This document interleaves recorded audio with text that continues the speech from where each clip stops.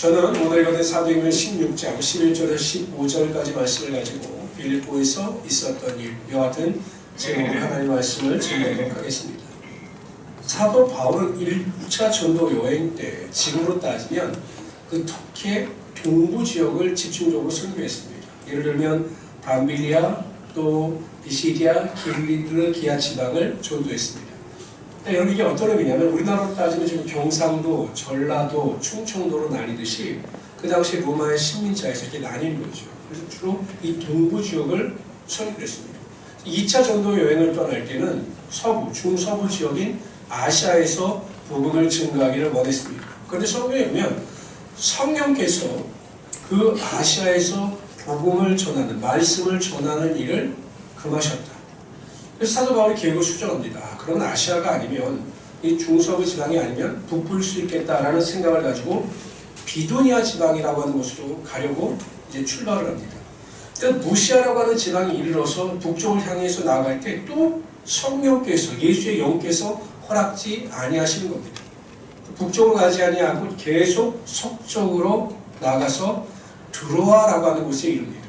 드로아라고 하면 여러분들이 좀 생소하실 텐데 혹시 트로이라고 들어보셨나요? 트로이의 목마. 트로이가 바로 이 드로아입니다.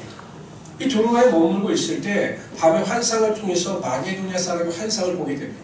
그들이 손짓을 하면서, 마게도냐 사람이 손짓을 하면서 우리에게 와서 우리를 도우라, 이런 환상을 보게 돼요.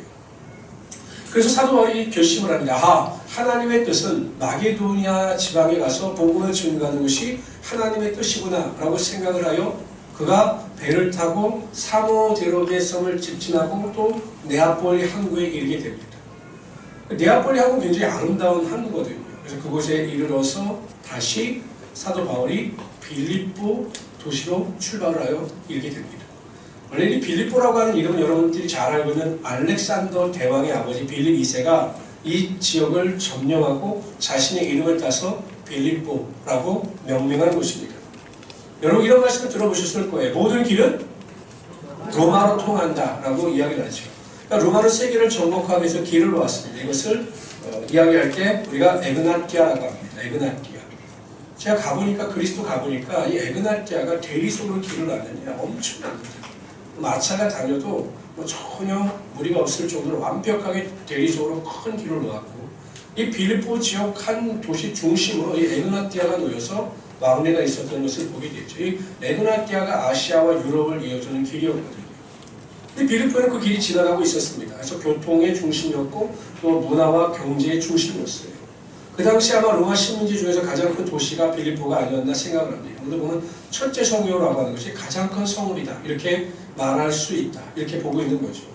어쨌든 여러분, 그 당시 식민지 도시 중에서 가장 크고 화려했고 모든 곳의 중심이었던 빌립보에 사도 바울이 도착하여 하나님의 놀라운 역사를 행하게 됩니다. 정말 놀라운 일, 놀라운 경험을 하게 되는 거죠. 그래서 저는 오늘 시간 사도 바울이 빌립보 지역에서 경험했던, 또한 체험했던 그 일들이 우리에게 주는 영적인 교훈이 무엇인가에 대해서 우리 함께 은혜를 나누고자 합니다. 첫 번째로, 사도 바울이 빌립보에서 루디아라고 하는 여인을 만나 선교에 큰 후원을 받게 됩니다. 여러분, 사도 바울이 1차 선교 여행을 할 때는 회당 중심이었어요. 그러니까 사도 바울이 가장 먼저 선교를 하면 어디가 찾아가면 회당을 갔어요. 왜냐하면 그 회당에는 항상 유대인들이 몰려 있었기 때문에 그들에게 복음을 증거하는 일이 가장 유용하다고 생각하여 회당을 찾아가 그들에게 복음을 증거했습니다. 근데 빌립보에 가보니까 회당이 없는 거예요. 그래서 어떻게 해야 되나 고민을 하고 있는데 이제 며칠이 지나고 나서 이제 안식일이 되었으니 하나님께 기도해야 되겠다고 생각하여 사람들이 좀 없는 강가로 가서 기도해야 되겠다. 이 바울과 시라가 갔는데 웬걸요? 강가에 엄청 많은 수의 여인들이 모여있는 겁니다. 우리나라로 생각하면 옛날에 우리가 개천에 모여서 무엇을 했습니까? 빨래하고 뭐 했습니까? 수달 떨었겠죠, 수달. 아마 그랬던 것 같아요. 그러니까 사도 바울이 그 무리들을 보는 순간 하나님의 복음을 증거해야 되겠다고 생각하여 그들에게 복음을 증거합니다. 가르치고 설교합니다. 근데 그 많은 여인들 중에 누가 있었냐면 루디아라고 하는 여인이 있었습니다. 한번 여쭤봅시다. 루디아라고 하는 여인이 그 여인의 이름일까요? 아니면 그 여인의 이름이 아닐까요? 루디아라고 하는 이름이 있었을까요? 아니면 없었을까요? 루디아가 그 여인의 이름입니까? 아닙니까? 지금까지는 루디아가 여자의 이름이라고 알고 있는데 목사님이 이렇게 여쭤보는 걸로 봐서는 아닌 것 같기도 하고 곤란한데 이렇게 생각하시는데 여인의 이름이 아니에요. 예를 들면 이런 겁니다. 우리나라 같은 경우는 여러분 부산에서 오고 뭐 마산에서 오고 울산에서 오고 안성에서 오면 그 여인의 이름을 모를 때 뭐라고 불렀냐면 안성댁, 부산댁, 광주댁, 고흥댁 이렇게 불렀던 것처럼 이 루디아 지방의 출신인 여인이었기 때문에 루디아 여인이라고 부르는 거예요. 우리말로 하면 루디아 댁이었던 거죠. 근데 여인이 어떤 여인이냐면 본명은 밝혀지고 있지 않지만 두알이라고 하는 그 시가 그 소아시아에 있는 그 지역 터키 지방이 그 유럽이 아니라 즉 빌립보 있는 지역은 그리스 유럽 지역이고 이 두알이라고 하는 곳은 그 터키 지방에 있는데 거기서 자주장산해서 엄청난 부를 모은 여인입니다. 그 여인의 마음을 성경에 보면 하나님께서 만지셨어요. 그 마음의 문을 열게 하셨습니다. 그래서 사도 바울이 설교할 때 그 말씀에 큰 은혜를 받고 결단하여 하나님을 믿는 유대교인에서 예수를 믿고 또한 하나님의 구원에 관한 능력을 체험하는 세리교인으로 변화가 되는 거예요. 변화를 받고 나자마자 이 루디아가 어떻게 하냐면 자기네 집을 오픈하는 겁니다. 사도 바울이 강권하는 거예요. 우리 집을 선교의 기준으로 사용하라. 먹는 것, 입는 것 내가 다 후원할 테니 걱정하지 말라 라고 적극적으로 자신의 집을 오픈한 겁니다. 여러분 바울 입장에서 보면 얼마나 감사합니까? 아무도 모르는 사람들이 있는 곳에 가서 가장 큰 문제가 결국 먹고 자는 숙식 문제였거든요. 근데 그냥 일순간에 하나님의 은혜와 능력을 통해서 루디아라고 하는 여인을 만나게 하시고 가장 시급한 문제가 해결되게 되었던 것이죠. 여러분 보십시오. 자신의 생각이나 계획을 다 적어요. 아시아에 대한 계획, 생각을 다 적습니다. 성령의 음성을 쫓아 빌립보까지 들어갑니다. 들어갈 땐 모든 것이 막막해 보였고 어려워 보였지만 하나님의 인도하신 성령의 음성 가운데 순종하여 빌립보에 들어갔을 때 하나님께서는 루디아 여인을 예비하셨고 그를 통해서 가장 중요한 문제를 다 해결하여 주셨던 거죠. 아브라함이 이삭을 번제로 드리려고 합니다. 하나님께서 명령하셔서 자신의 아들을 번제로 드리려고 해요. 갑자기 이제 결박하고 이삭을 죽이려고 할 때 주의 천사가 아브라함아 하면서 그 행하는 행동을 저지시킵니다. 그러면서 말하죠. 내가 여호와를 경외하는 줄 내가 알았노라. 네 아이에게 손을 대지 말라 라고 말씀하신 다음에 그 이삭을 제물로 드린 대신 숫 양을 준비하여 주셨습니다. 그래서 그것을 여호와 이레라고 이야기합니다. 마찬가지예요. 여러분 사도 바울이 모든 것을 내려놓고 하나님의 인도하심을 쫓아 빌립보에 내려갔을 때 하나님께서는 여호와 이레의 하나님이 되어주셔서 루디아라고 하는 여인을 예비시켜 놓으시고 그에게 선교의 축복을 허락하여 주셨던 거죠. 초대교회에 예수님께서 제자들에게 뭐라고 말씀하셨냐면 성령이 너에게 임하시면 권능을 받고 예루살렘뿐만 아니라 온 유대와 사마리아와 땅끝까지 이르러 내 증인이 되어라 이렇게 말씀하셨거든요. 근데 여러분 초대교회가 어떤 부흥의 능력이 나타나면 막 3,000명, 남자만 5,000명씩 회개하고 부흥하는 역사가 나타납니다. 모일 때 너무 좋은 거예요. 모여서 교제하고 떡을 나누는 성찬을 나누는 게 너무 좋은 거예요. 그래서 이 사도들과 제자들이 사명을 잊어버립니다. 사마리아와 유다와 땅끝까지 가야 되는데 그냥 예루살렘에 머물러 있는 것이 너무 좋은 거예요. 그저 하나님께서는 고난과 순교의 채찍을 드셔서 스데반의 순교를 일으키시고 또한 스데반의 순교를 통해서 교회를 핍박하기 시작합니다. 그러자 그때야 비로소 정신을 차린 제자들과 사도들이 흩어져요. 그때 빌립 집사가 사마리아라고 하는 지역에 가서 복음을 증거하고 능력을 행할 때 귀신이 떠나가고 중풍병자가 고침받고 안진뱅이가 일어서는 하나님의 기적의 역사가 나타났습니다. 근데 한참 사마리아 교회가 부흥하고 있을 때 주의 사자가 나타나서 뭐라고 말씀하시냐면 남쪽 예루살렘에서 가사까지 내려가는 길로 가라 이렇게 명령하셔요. 여러분 이해가 되지 않죠? 성경은 그것이 광야거든요. 사람이 아무도 없는 광야거든요. 아니 빌립 입장에서 보면 지금 교회가 부흥하고 있고 지금 조금만 더 노력하면 훨씬 더 결과가 나타나는데 왜 아무도 없는 광야로 내려가라 하실까 라고 생각할 텐데 빌립은 전혀 의심하지 않고 순종하여 그 광야를 향해서 내려갑니다. 여러분 놀라운 일이 벌어지죠. 아무도 없는 광야에 이디오피아 간다베 요왕의 관리인 네시가 가고 있는 거예요. 마차를 타고. 빌립은 아무도 없다고 생각했는데 그 마차를 타고 가는 그 네시를 보니 놀랐겠지요.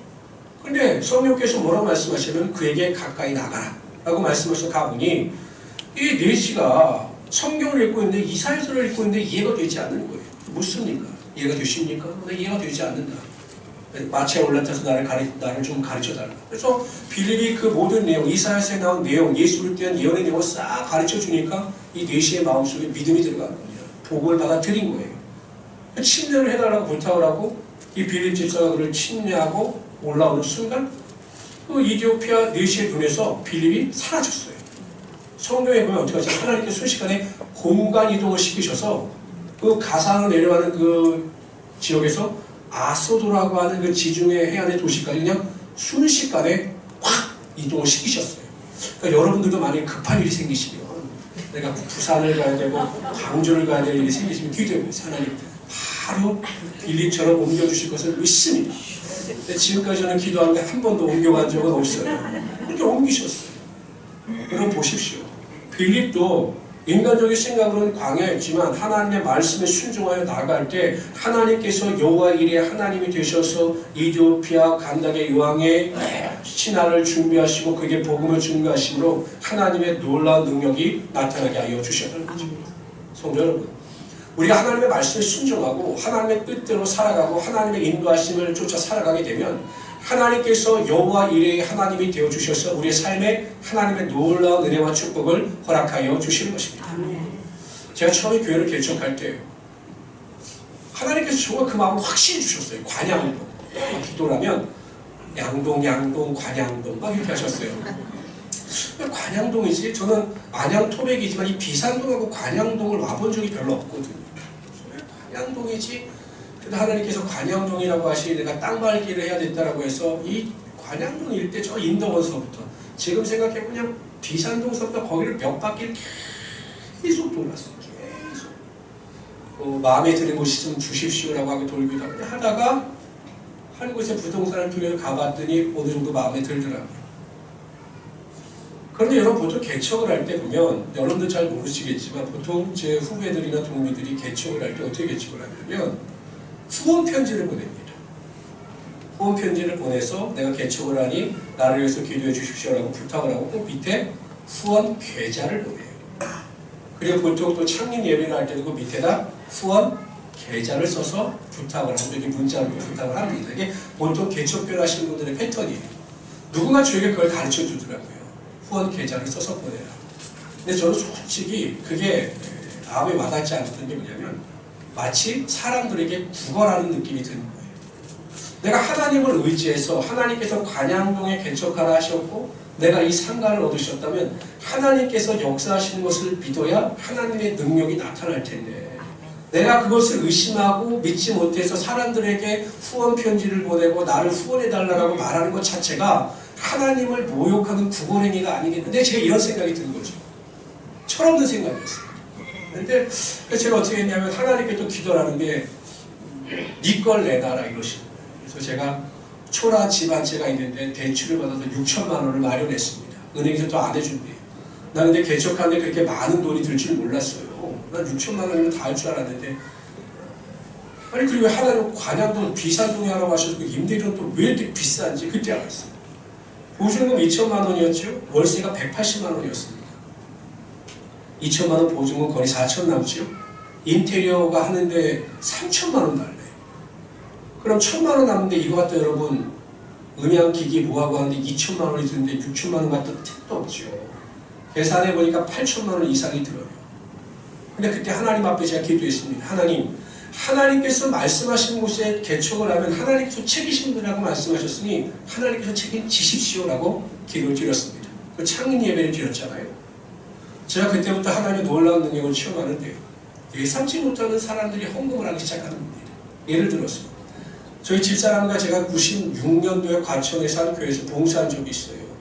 근데 저희 집사람이 가르치는 아이가 있죠. 96년도 제가 2011년도에 개척했으니까 거의 15년 전인데요. 그때 한 학부형이 제가 개척한다는 소리를 누굴 통해서 듣고 나서 하나님께서 감동하는 마음을 주셔서 엄청난 액수를 헌금을 했어요. 그렇게 알게 모르게 우리 성도들 말고 헌금한 사람들의 숫자가 엄청납니다. 우리 성도들의 손길을 통해서 헌금을 한 게 아니라 우리 교회와 전혀 상관없는 사람들이 헌금을 해서 그 들어온 헌금이 엄청나요.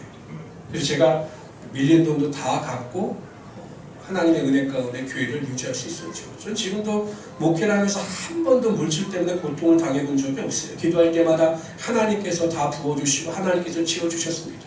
제가 왜 이런 말씀을 드리냐면 하나님은 여호와 이레의 하나님이 되시고 무엇이 문제입니까? 우리가 그것을 믿지 못하기 때문에 우리가 여호와 이레의 하나님을 믿지 못하기 때문에 내가 안고 있는 문제와 환난과 고난이 문제이고 환난이고 어려움이지 여호와 이레의 하나님을 믿고 모든 것을 맡기며 그분의 음성을 쫓아 인도함을 받게 되면 하나님께서 사도 바울을 위하여 루디아 여인을 예비하셨던 것처럼 여호와 이레의 하나님이 반드시 여러분의 삶에 하나님의 축복과 능력을 예비하여 주신다는 사실이에요. 그래서 우리 모든 성도님들은 의심하지 마십시오. 저는 항상 강조하지만 예수님의 말씀이 저는 확실하다고 생각합니다. 내 믿음대로 될지어다. 여러분들의 믿음대로 되는 거예요. 목회자의 믿음도 아니고 다른 거 아니에요. 여러분들의 믿음대로 모든 것이 다 이루어지게 되는 거죠. 아 그렇구나. 하나님은 여호와 이레 하나님이 되시는구나. 내가 구하고 생각하는 모든 것 가운데 예비하시고 준비하여 주셔서 내 인생을 책임져 주시는구나. 이러한 믿음을 가지고 순종하여 인도함을 받게 되면 항상 하나님께서 여러분의 삶 가운데 좋은 것으로 채워주시는 것입니다. 우리 모든 성도님들이 이러한 은혜와 능력을 맛보며 살아갈 수 있기를 바랍니다. 성경은 이렇게 말씀하시고 다 같이 읽어봅시다. 시작. 사람의 마음으로 자기에게 계획할지라도 그의 걸음을 인도하시는 여호와시니라. 내가 사는 것 같지요. 내가 선택하고 결정하며 내 인생을 살아가는 것 같지요. 아니에요. 하나님께서 택하신 자들은 하나님께서 그 발걸음을 인도하시고 그 인생을 주관하여 가시는 거예요. 우리에게 필요한 것은 순종이고 하나님의 음성을 분별하여 듣는 것입니다. 그렇게만 살아간다면, 그래서 순종만 할 수만 있다면 하나님께서 여러분들에게 반드시 하나님의 축복의 능력을 예비하여 주실 것입니다. 이런 믿음을 가지고 승리하신 우리 성도 되시기를 주님으로 축원합니다. 두 번째로요. 사도 바울은 빌립보에서 여종에게서 정치든 귀신을 내어 쫓음으로 말미암아 고난을 받고 매를 맞아 감옥에 갇히는 불행을 맞이하게 됩니다.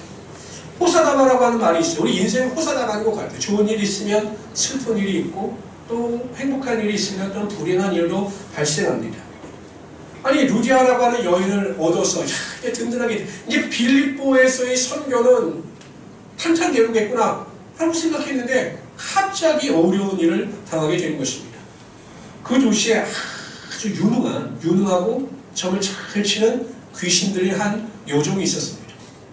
제가 요즘에 이렇게 운전을 하고 가다 보면 참 희한한 내용의 현수막을 보게 돼요. 한반도 그 안양 우체국 사거리에 이렇게 서 있는데 현수막을 그게 누가 붙였더라고요. 그게 뭐라고 붙였냐면 애기신 점을 쳐드립니다. 이게 나오는 거예요. 애기신. 그러니까 내가 보기에 아주 싱싱하고 그러니까 아주 그냥 요즘 아주 산뜻하게 이 내림구슬에서 신내림을 받은 사람이라 이런 의미인 것 같아요. 그래서 내가 아주 점을 잘 친다.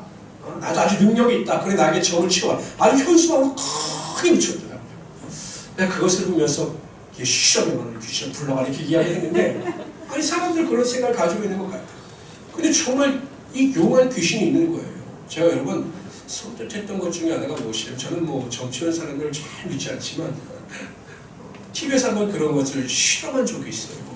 과연 정치하는 사람들이 정말 맞는가? 이걸 TV에서 시험한 적이 있어요. 제가 이렇게 관심을 가지고 봤는데 죽은 사람의 사진을 가지고 이렇게 사진을 가지고 점을 친다고 하는 사람들한테 보여준 거예요. 16명의 정치인 사람들에게. 근데 15명은 틀렸어요.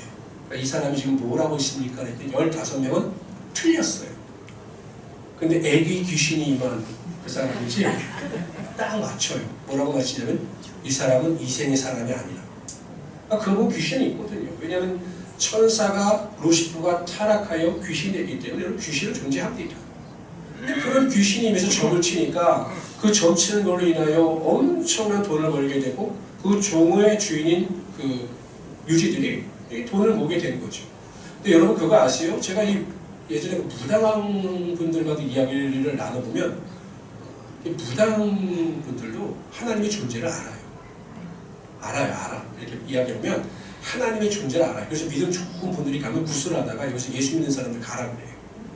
그 정도를 알거든요. 그러니까 이 귀신 들린 여종도 알았어요.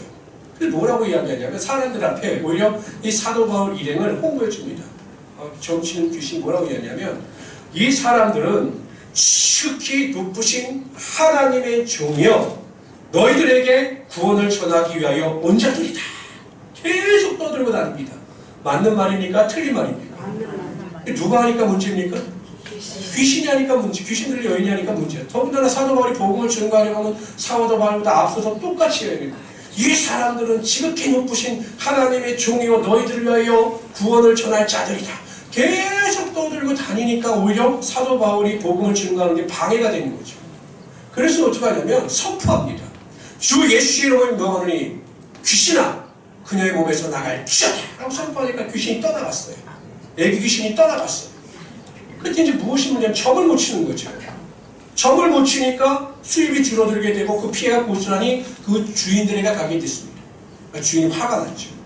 그렇다고 이 귀신을 쫓아냈다라고 해서 고소할 수 없으니까 뭐라고 이 유지들이 고소를 했냐면 이 사람들이 성을 아주 소란스럽게 하고 그러니까 내란을 일으키고 아주 이상한 것을 전하는 이상한 사람들이다라고 로마 관리들에게 고발합니다.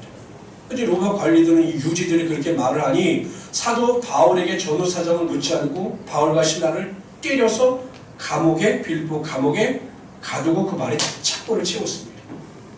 야 이게 무슨 일입니까? 어저께까지만 하더라도 이 빌립보 지역에 대한 선교가 그냥 완전히 그냥 다 이루어질 것처럼 생각이 들었는데 이제 그냥 절망의 먹구름이 밀려오고 말았던 거죠. 성도 여러분, 우리는 이렇게 생각을 해요. 그냥 예수를 믿으면 모든 게 잘 될 거야. 건강하게 잘 될 거고 내 아들들도 공부도 잘하고 똑똑할 거고 내 남편도 속을 썩이지 않을 거고 내 사업도 잘 될 거고 아마 잘 될 거야. 그래서 내가 예수 믿는 것 아니겠어? 라고 생각하는 분들이 있다면 철저히 오해십니다. 그러니까 예수를 잘 믿어도 믿음 생활을 잘 해도 열심히 기도를 해도 우리도 사도 바울이 직면했던 고난과 환난의 문제를 반드시 만날 수가 있다는 것이에요. 성도들이 왜 원망불평합니까? 고난을 만나고 문제를 만나고 내 자녀가 속을 썩이고 내 사업이 안 되고 직장일 때문에 동료 때문에 힘이 들면 왜 원망합니까? 고난과 환난이 있다는 사실을 모르기 때문에 예수만 믿으면 다 잘 될 거라고 알고 있기 때문에 고난이나 환난을 만나게 되면 괜히 원망하고 불평하게 되는 거죠. 아, 예수를 믿어도 내가 믿음대로 살아도 항상 나에게 문제도 있고 고난도 있구나. 이거를 인정하면 고난이나 환난의 문제 가운데 원망하고 불평하는 것이라 그것을 있는 그대로 수용합니다. 그리고 그 고난과 환난을 이겨낼 문제를 연구하고 또한 방안을 마련하게 되어 있는 거죠. 근데 여러분 꼭 기억하셔야 될 게 우리가 믿음으로 뭔가 살려고 하면 항상 문제가 있다는 거예요. 저는 저에게 성도님들이 가끔 목사님 제가 이제 주님을 위해서 열심히 살겠습니다. 교회도 열심히 하고 봉사도 열심히 하고 주님을 위해 내 몸 하나 바쳐 헌신하겠습니다. 이렇게 말하면 솔직히 속으로 좀 두려워요. 야 저렇게 결심하고 살려고 하면 또 고난이 있고 어려움이 있을 텐데 라는 생각이 들어요. 아 목사님 제가 새벽 예배를 작정하고 새벽 예배 한 번도 빠지지 않습니다. 결심했습니다. 목사님 제가 열심히 하겠습니다. 제 속으로 걱정이 됩니다. 고난이 오고 핍박이 다가올 텐데 사단이 가만두지 않을 텐데 여전히 여러분 어려움이 다가옵니다. 그런데 고난이나 환난의 문제에 대해서 마음이 열려있는 사람 그래 내가 예수를 믿어도 고난과 환난을 당할 수 있고 병으로 인하여 고통을 당할 수 있다라고 하는 사람은 원망하지 않아요. 그럴 수 있겠구나 그것을 수용해서 그 안에서 믿음을 가지고 이기려고 노력하고 그럴 때 하나님께서 그 사람의 믿음을 성숙시키셔서 믿음의 진보와 발전이 나타나게 하여 주신 거죠. 제가 전주에서 사역할 때요. 그 전주분들 중에는 자매님들 중에는 굉장히 일찍 결혼한 분들이 많았어요. 보통 20살, 21살 때 아기를 낳아요. 그럼 30살이 되기 전에 초등학교 학부모가 되어 있는 거죠. 빠른 거죠. 요즘은 결혼 연령이 굉장히 늦는 데 비해서 30세 이전에 학부모가 되어 있으니까 어린 나이에 굉장히 빨리 아이를 출산하고 또 학부모가 되는 거죠. 근데 이제 둘씩 자녀가 있었거든요. 근데 그때 제가 이제 승합차, 일명 봉고를 운전해서 저녁 예배 때마다 그분들을 이제 모시고 와요. 제가 이제 전주 시내를 한 40분 한 바퀴 쫙 돌면 이제 픽업을 하는 거죠. 아중리에 가서 한 분, 이렇게 태워서 전주 시내를 돌아서 와요. 그럼 그분들이 맨 마지막에 타는데 그분들이 마지막에 탈 때쯤이면 승합차가 꽉 찹니다. 그래도 뭐 수요일 저녁 예배, 금요 기도회, 무슨 축복 소회가 있으면 한 번도 빠지지 않고 아이들 둘을 데리고 꼭 승합차에 타서 예배를 드리러 왔어요. 여러분, 그분들이 그렇게 열심을 낼 수 있었던 이유, 포기하지 아니하고 항상 믿음의 성장과 성숙을 이뤄갈 수 있었던 이유가 뭔지 아십니까? 왜 그분들이 이렇게 열심과 최선을 다하여 기도하고 예배 생활에 충실했을까요? 왜 그랬을 것 같습니까? 모를 거예요, 아마 여러분. 네? 문제가 있겠죠. 어떤 문제냐면 남편 둘이 그렇게 속을 썩였어요. 남편들이 너무나 속을 썩였기 때문에 이 두 분은 그 남편 때문에 기도하지 않고는, 하나님을 의지하지 않고는 살아갈 수가 없었던 거죠. 우리 남성 안수 집사님이나 집사님들 잘 기억하시길 바랍니다. 내 아내의 믿음을 성장시키고 싶다. 그러면 일주일 동안 집에 들어가지 마십시오. 매일 속을 썩이십시오. 그러면 아마 아내의 믿음이 일치월장할 거예요. 내 아내의 믿음이 아직 잘하고 있지 않다? 내가 너무 잘해주고 있구나. 그렇다고 이런 착각을 하지 마시길 바랍니다. 근데 여러분, 놀라운 사실은 그 남편으로 인하여 마음의 고통을 당하고 어려움을 당할 때마다 이분들은 하나님 앞에 나와 기도하고 하나님만을 의지하고 하나님만을 바라봤습니다. 그랬더니 놀라운 사실은 첫째, 두 자녀들, 각각 자녀 둘이 있었는데 두 자녀들이 믿음 안에서 정말 아름답게 성장해 나가더라는 거죠. 그리고 이 두 자매님들의 믿음도 정말 누가 보더라도 인정할 정도로 아름답고 또한 성장하고 성숙을 이룬 모습을 보였어요. 30도 안 된 나이에 여러분, 제가 보기엔 웬만한 권사님들보다 믿음이 훨씬 좋았습니다. 제가 왜 이런 말씀을 드리냐면 여러분, 인간은 좋은 환경, 풍족한 환경, 온실과 같은 환경 속에서는 절대 성장하고 성숙하지 못하게 되어 있는 것이죠. 신앙도 마찬가지입니다. 성도들이 신앙 앞에서 성장하고 신앙을 쫓아 성숙하기 위해서는 하나님은 고난을 통해서 반드시 그를 훈련시키시고 고난 속에서 그의 믿음을 성장시켜 나가신다는 사실이죠. 제가 보면 이 물고기도요, 저는 회를 좋아하는데 이 물고기도 보면 이 우리나라 물고기가 맛있는 이유가 이 물살이 세다 그러더라고요. 파도도 험하고. 그래 그곳에서 자란 물고기들이 육질도 단단하고 맛있다고 하더라고요. 저기 유럽 같은 바다가 잔장인 지중해 같은 곳에서는 플랑크톤도 없고 물고기도 없고 물고기도 살이 그냥 연해서 맛이 없다라는 거예요. 저는 여러분의 인생 가운데 고난과 환난이 반드시 여러분의 신앙을 빛나게 한다고 믿어요. 여러분 어떤 고난과 환난을 당하더라도 원망하지 하고 불평하지 마세요. 저는 이런 성도들이 가장 밀어나가라고 봐요. 고난이나 문제를 만나면 자꾸 왜 나에게만 이런 일이 일어나고 왜 나만 이런 고통을 당해야 되고 왜 나만 이런 어려움을 당해야 될지 모르겠어요 라고 말하는 분들이 있어요. 아니에요. 여러분들만 당하는 것이 아니라 모든 자들이 고난과 환난을 당하게 되어 있습니다. 그러나 여러분 기억하십시오. 그 고난과 환난은 나의 신앙을 성장시킬 수 있는 하나님의 축복이 될 수 있다는 사실을 기억하시고 항상 믿음 안에서 이러한 고난을 넉넉히 이기며 살아갈 수 있는 우리 성도들이 되시기를 주님으로 축원합니다. 성경을 이렇게 말씀하십니다. 다 같이 한번 해봅시다. 시작. 사랑하는 자들아 너희를 심판하라고 오는 불신을 이상하고 하는 것 같이 이상히 여기지 말고 오직 너희가 그리스도의 고난에 참여하는 것으로 즐거워하라. 이는 그의 영광을 나타나실 때 너희로 즐거워하고 기뻐하게 하려 함이라. 고난으로 인하여 여러분들이 반드시 기뻐하고 즐거워하는 날이 오게 된다는 것입니다. 믿음 성장시키시고 성숙시키시고 진부와 발전을 나타내시는 우리 귀한 성도들이 되시기를 주님으로 축원합니다. 세 번째로요. 사도 바울은 빌립보 감옥에서 놀라운 기적을 체험하게 됩니다. 절망의 상황이라고 생각했던 그 사도 바울의 감옥이 오히려 축복의 통로가 될 수 있었던 거죠. 처음에 감옥에 던져졌을 때는 사도 바울과 신랑 정신을 차릴 수가 없어. 워낙 일이 급박하게 진행이 되었기 때문에 그냥 매를 맞은 채 착고에 발이 채인 채 감옥에 있을 때는 그냥 정신이 없었습니다. 근데 어느 정도 정신을 차리고 보니 뭔가 하나님의 인도하심이 있는 것 같아요. 그래서 두 사람은 무릎을 꿇고 하나님께 기도했습니다.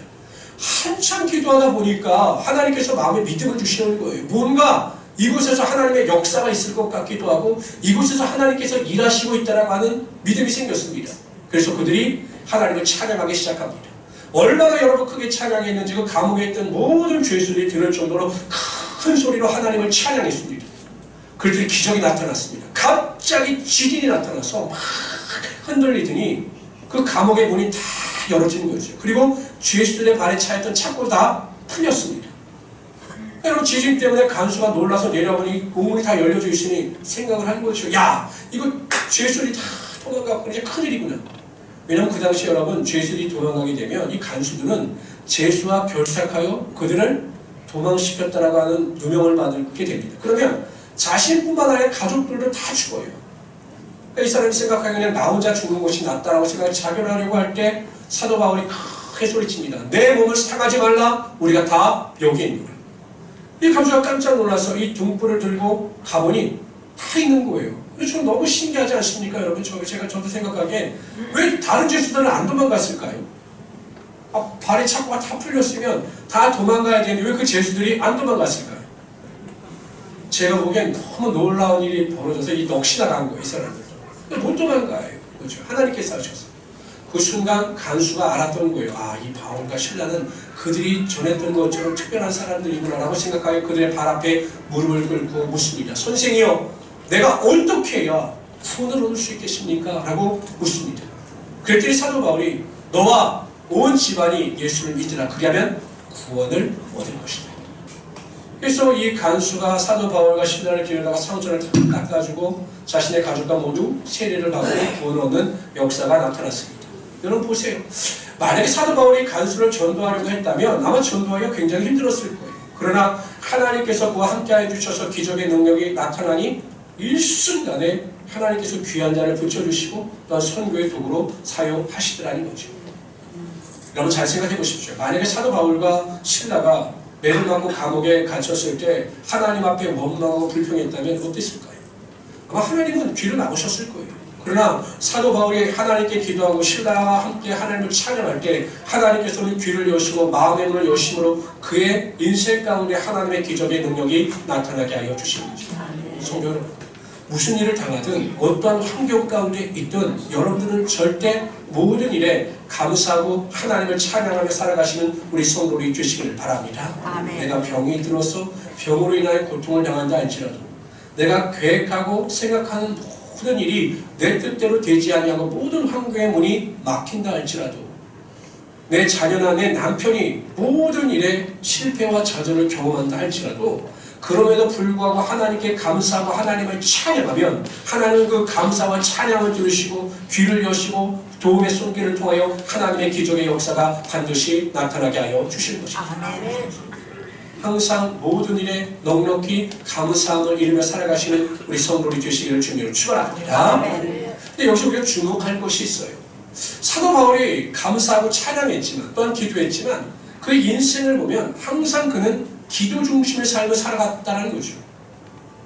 여러분 안식일날 기도하러 가다가 루디아 여인을 만났죠. 그러니까 또 기도하러 가다가 귀신 들린 여종을 만났습니다. 그가 감옥에서 기도하고 찬양할 때 하나님의 기적의 능력이 나타났습니다. 결국 무엇입니까?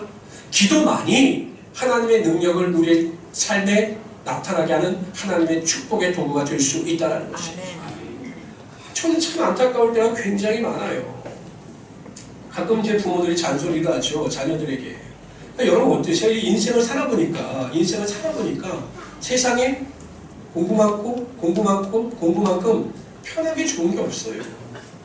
아니 공부만 열심히 하고 공부만 잘하면 인생 편하게 살 수 있더라고요. 근데 제가 저도 어느 정도 알기 때문에 잔소리를 하고 싶지만 별로 안 하지만 조금은 하죠. 여러분이 공부도 하기 싫으면 안 하는 거죠. 그럼 그 공부를 안 하는 자녀들을 보면 여러분 어떻게 마음이 흡족하십니까? 아유 그래 우리 아들 똑똑하다. 공부 안 해도 돼 이런 마음이 드셔요? 잔소리는 하지만 안 하지만 안타까움이 들죠. 이걸 좀 하면 인생을 좀 편안하게 살 수 있을 텐데라는 생각이 들죠. 자 여러분들 볼 때마다 그런 마음이 들 때가 많아요. 아니 기도하기만 하면 정말 하나님 앞에 모든 것을 맡기기만 하면 놀라운 능력을 맛볼 수가 있을 텐데 왜 기도하지 않으실까? 정말 내 육신의 나태함과 게으름을 쳐서 깨뜨려서 하나님 앞에 나와 기도하기만 하면 하나님의 축복이 내 가정과 내 자녀와 내 자자 손에서 임하게 될 텐데 왜 기도하지 않는 걸까? 제 안타까운 마음을 금할 수가 없다는 거죠. 그럼 뭐 이게 인력으로 되겠습니까? 하나님께서 여러분에게 감동을 주시든지 고난을 주시든지 하여 기도하는 습관이 쌓이기 전까지 결코 그러한 일은 일어나지 않을 겁니다. 그러나 여러분 기억하십시오.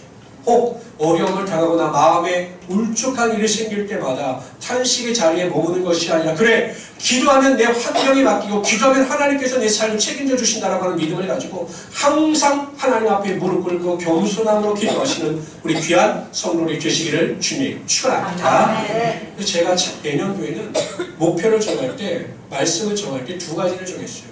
말씀과 기도로 거룩하여 지니라. 딴 방법 없어요. 말씀 부여잡고 읽고 묵상하면서 그 은혜 가운데 순종하는 것이고 여러분 기도함으로 말미암아 우리가 하나님께 모든 것을 맡기는 것 외에는 우리가 이 험한 세상을 결코 살아갈 수가 없다는 것이죠. 제가 어저께 설교 말씀을 다 준비하는데 제가 깨닫지 못했던 말씀을 보게 하시고 제가 사도행전을 여러분 읽으면 얼마나 많이 읽었겠습니까? 제가 대학원 때 전공한 게 누가 하고 사도행전입니다. 그래 제가 보지 못하고 깨닫지 못했던 것을 보여주시는데 너무 제가 어제 토요일날 저녁에 너무 마음속에 기뻤어요. 하나님께서 말씀을 읽을 때 이러한 은혜를 주시면 세상이 줄 수 없는 참된 행복과 기쁨이 우리의 삶 가운데 임하게 되더라는 거죠. 저는 술을 안 먹기 때문에 술을 먹으면 어떤 기분일까 몰라서 물어봤어요. 제 친구한테. 너 왜 이렇게 술을 먹니? 아니 일주일에 5번은 술을 먹는데 그 술 먹으면 그 몸이 견디니? 하고 물어보면 그 친구가 저에게 이런 말을 해요. 너는 그 기분 몰라. 술을 먹으면 알딸딸하게 기분이 삼삼해져. 삼삼해지고 아주 너무 좋아. 너는 어떻게 그런 기분을 알 수 있겠어? 왜 몰라요? 성령 충만한 마음으로는 알딸딸 해가지고 기분이 좋은데 제가 그런 말 하니까 저한테 기독교 환자라고 해요. 성도 여러분, 우리는 세상 사람들이 취하는 즐거움과 기쁨이 아니라 신령한 기쁨을 맛볼 수 있어야 되는데 하나님께서 그러한 신령한 기쁨과 은혜를 주신다는 거예요. 기도할 때, 말씀 읽을 때, 예배할 때 하늘의 문을 여시고 하늘의 신령한 복과 땅의 기름진 복을 채워주시는 거예요. 하늘의 신령한 복이 임하면 땅의 기름진 복이 채워지게 되어 있는 거예요. 그러한 은혜와 능력을 맛볼 수 있는 우리 성도 되시기를 주님으로 축원합니다. 호기심을 가지고 혹시 술을 먹으면 알딸딸해도 좋아진다. 이것을 시험하지 않기를 바랍니다. 왜냐면 저희가 이번에 이제 터키에 갔다가 목사님들하고 이제 주일이잖아요. 주일이기 때문에 우리가 예배를 드리고 성찬을 거행했어요. 성찬 예배를 드리자. 근데 터키 땅에서는 함부로 예배를 못 드려요. 그래서 호텔에 문을 잠가놓고 몰래 예배를 드리는데 성찬을 해야 되니까 원래 여러분 이 포도즙은 순수한 포도로만 여러분 내려서 만들어서 여러분이 드시는 거예요. 근데 터키 땅에는 여러분 어떻습니까? 포도즙을 구할 수가 없어서 포도 와인을 구했어요. 그리고 이제 빵도 그래서 먹는데 목사님들이 새벽에 7시 예배를 드리는데 종이잔으로 제가 왜 이렇게 많이 따랐는지 모르겠어요. 다 비운다. 반 잔씩을 따라 드렸어요. 근데 그거를 다 마신 거예요. 주님의 피라고 생각했어요. 뭐였는데 얼굴이 뻐. 이거를 왜 먹는지 모르겠다. 왜 먹는지. 그래서 저는 마셔가지고 막 속도 쓰리고 근데 그건 있더라고. 알딸딸한 건 있더라고. 신령한 것을 삼으셔서 말씀과 기도로 거룩해 주시고 그 은혜 가운데 승리하시는 우리 성도를 되시기를 주님으로 축원합니다. 저는 이 말씀을 준비하면서 그런 기도를 했습니다. 하나님, 사도 바울이 빌립보에서 하나님의 놀라운 능력을 맛봤던 것처럼 우리 성도들의 삶 가운데도 이 빌립보의 역사가 나타나게 하여 주십시오라고 기도하면서 이 설교 말씀을 준비했습니다. 여러분 기억하십시오. 하나님은 용화 일의 하나님이 되십니다. 모든 것을 하나님께 맡기고 하나님의 인도하심을 쫓아 하나님께서 인도하시는 대로 살아가는 자들에게는 하나님께서 하늘의 신령한 복과 땅의 기름진 복으로 예배하여 주셔서 루디와 같은 기회를 반드시 만들어 주시는 것입니다. 두 번째, 고난과 환난이 다가올 때마다 원망과 불평할 것이 아니라 그래 내가 이 고난과 환난을 통해서 내 믿음을 한 단계 업그레이드 시키고 성장과 성수의 길로 나아가겠다라고 결심하셔서 이 고난을 좋은 신앙의 양분으로 삼으시는 우리 성도들이 되시기를 바랍니다. 세 번째, 무슨 일이든지 고난이나 환난 앞에 원망과 불평할 것이 아니라 감사함으로 받아들이고 항상 기도하는 자세를 가지고 이 세상을 믿음으로 넉넉히 승리하며 살아갈 수 있는 우리 성도들이 되시기를 주님 축원합니다. 기도합시다.